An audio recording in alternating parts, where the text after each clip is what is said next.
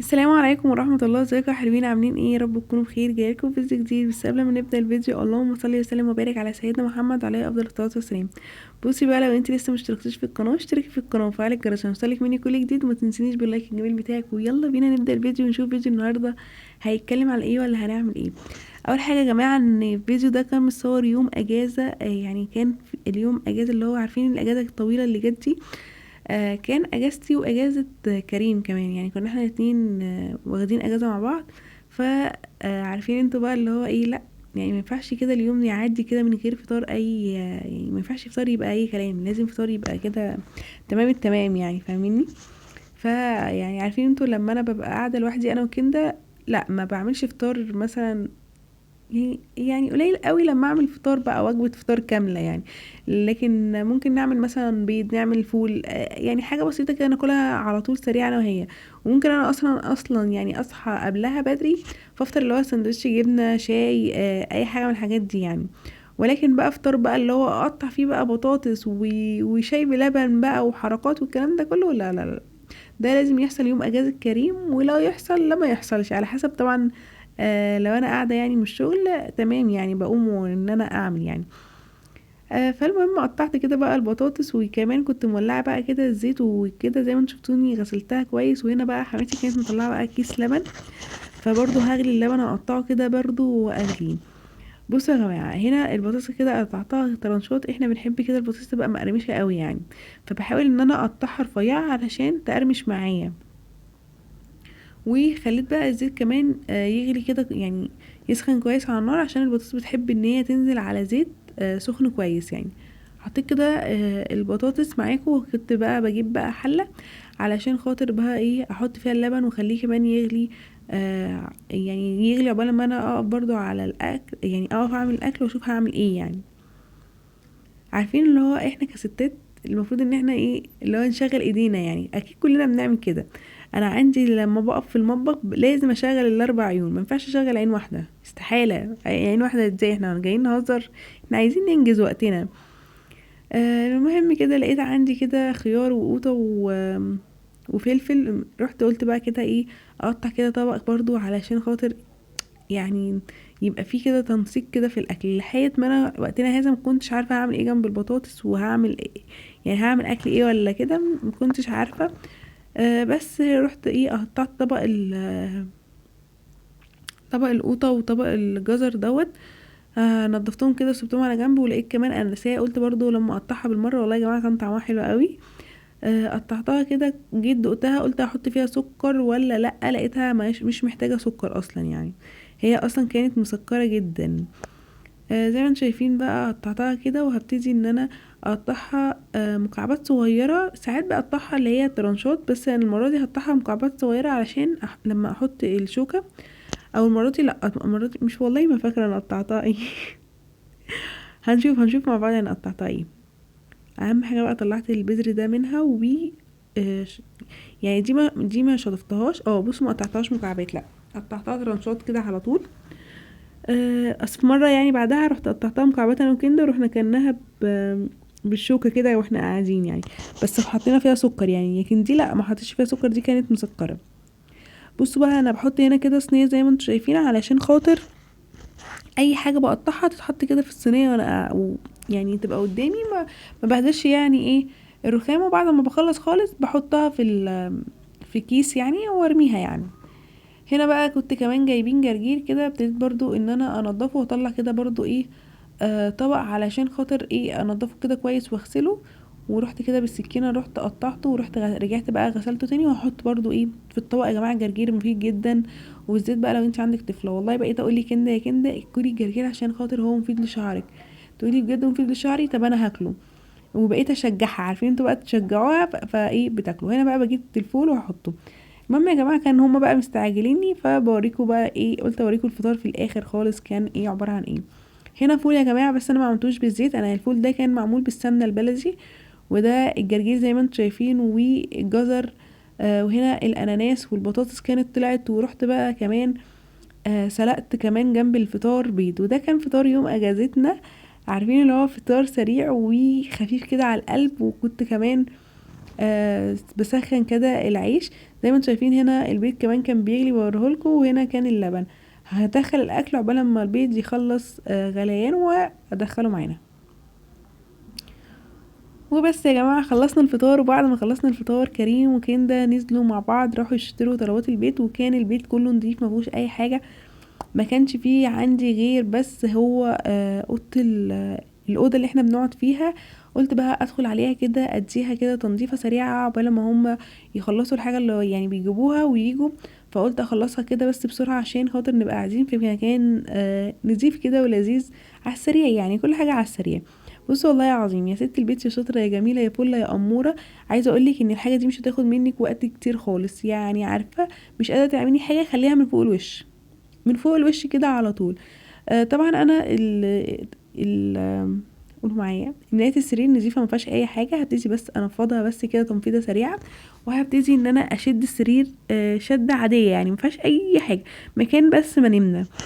هبتدي بقى كده زي ما انتم شايفين شديت كده السرير وحطيت بقى كده اللحاف كده برضو عليه.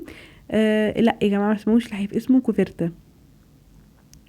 وهبتدي بس اظبط كده السرير. والله العظيم الحاجات دي بتفرق معانا وفي نفسيتنا. عارفين انتوا بقى لما انا خلصت بقى وشغلت كده كمان البخور، حسيت احساس والله مش قادره اقول لكم. مع ان انا اصلا اول ما صحيت قلت انا ايه، قلت انا هحضر الفطار وهدخل انام، ولكن قلت لا يعني خلاص انتي فوقتي، ايه اللي هتخليكي تخشي تنامي تاني؟ والله العظيم يا جماعه غصب عني. عارفين انتوا احساس بقى اللي هو انا شغاله طول اليوم، فلا انا كان لازم ان انا اريح شويه وانام، يعني ما ينفعش ان انا ما انامش، لازم اريح شويه، عايزه انام. بس شجعت نفسي وبقيت استغفر ربنا كده وقلت اعوذ بالله وعارفين لو بشجع نفسي ان انا اخلص. انا اصلا ما كانش في حاجه في الشقه، ولكن عارفين الاوضه انا متضايقه من شكلها، يعني هي عايزه تتظبط. متاسفه يا جماعه هي بس عايزه تتظبط. فقلت لا انا هظبطها كده وانا واقفه كده، واطبق بقى كمان اللحاف مكان ما نمنا. مش هينفع ننام كده في الاوضه، يعني مش هينفع نقعد في الاوضه واحنا اصلا نايمين فيها وصاحيين، لا لازم تتظبط كده علشان نعرف ايه نقعد. وبيني وبينكم بقى كريم بيفضل يقعد يجيب لنا بقى مسلسلات وحاجات كده بنحب يعني نتفرج عليها. كمان يعني مهم جدا ان انتي تولعي قرآن في البيت، ومهم ان انتي تفتحي الشبابيك علشان تهوي كده الشقة بتاعتك. دي حاجة مهمة جدا انا بحب على طول اعملها، ان انا لازم افتح كده الشباك من حين لاخر، لان يا جماعة مع وجود التكييف بيخليني انسى ساعات ان انا افتح الشباك يعني. بس لما بفتحه والله جو الاوضه كده بيتغير، وبتحسي كده ان لا يعني كان مهم ان انا افتحه، ما كانش ينفع ان انا ما افتحش الشباك كده واغير كده جو الاوضه يعني. يعني ريحه الاوضه كمان اصلا بتتغير. مسكت بقى كده الكمود ومسحته كده كويس جدا لو في بقى تراب لو في اي حاجه، وجبت بقى كده الريموتات حطيتها جنبه جنبي كده على السرير، ونفضت كده الستاره قلت لو فيها اي تراب او اي حاجه. عارفين اللي هو اصلا بصوا ببصلكوا وانا عايزه انام. بس والله قلت اشجع كده، انا بقالي كتير قوي اصلا ما نزلتلكوش فيديوهات. عايزه اقول لكم على حاجه، ان انا بحبكم قوي قوي قوي يا جماعه والله. يعني انا عارفه ان انا مقصره معاكم، وعارفه ان انتوا والله العظيم بتحبوني وانا بحبكم جدا. بس خليني اقول لكم ان انا بجد ببقى متاخره علشان خاطر انا يا جماعه بفتح كل يوم بثات علشان خاطر عايزه احقق ال4000 ساعه. فهو ده بسبب تأخيري عليكم في الفيديوهات. يعني لو انا ما بفتحش بثات انا حقيقي كنت اكيد هنزل فيديو كل يوم زي ما انا كنت بنزل، ولكن الحفلات او البثات هي اللي بتنفعني اليومين دول، هي اللي بتزود لي عدد الساعات اكتر. فانا عايزة انجز بس من الوقت يعني، هي دي كل الفكرة. فانا عارفه ان انتوا هتفضلوا واقفين في ظهري وهتفضلوا واقفين جنبي، وعارفه انا قد ايه بحبكم. والله العظيم انا ببقى فاتحه البثات وناس كتير بيجولي كده يفضلوا يقعدوا يقولوا لي يا لوزه انت ليه ما بتنزليش فيديوهات، يا لوزه انت فينك، يا لوزه وحشتني روتيناتك. حقيقه يا لوزه احنا بنشجع بيكي، وانا كمان والله العظيم بشجع بيكم. كل كومنت حلو انتوا بتكتبوا لي انتوا مش عارفين هو بيعمل فيا ايه، ومش عارفين هو يعني بينقلني في حته عامله ازاي في موضوع القناه. حقيقي كومنتاتكم بتخليني اللي هو ببقى فرحانه، ببقى عايزه ان انا ابقى احسن وانزل فيديوهات اكتر واحسن. عارفين والله العظيم يا جماعه يعني انا عندي افكار كتير قوي للقناه، بس انا موقفه كل دوت علشان احقق بس الساعات، بسعى اكتر ان انا احقق بس الساعات وبعد كده هنعمل فيديوهات كتير جدا، يعني متهيالي البث ده اصلا ممكن مطلعهوش غير مرة بس كده في الاسبوع، علشان بس يعني ايه، يظبط معايا بس القناة. ولكن اللي مخليني متجهه له اكتر الايام دي هو بس تحقيق الساعات، فان شاء الله هحققها على خير. وان شاء الله ربنا يكرم، يعني هو بس دعواتكم، انا مش مستنيه غير دعواتكم ليا. وكمان عايزاكم تحطوا لي اللايك الجميل بتاعكم زي ما انتم شايفين. ابتديت بقى كده اشيل السجاد، والله ان هي ما كانتش موجوده ان الاوضه تتمسح يعني. ولكن قلت ايه، يعني خلاص فتحنا الشباك، نغير كمان من الاوضه ونمسحها كده ايه. بالمره يا جماعه التغيير مطلوب يعني.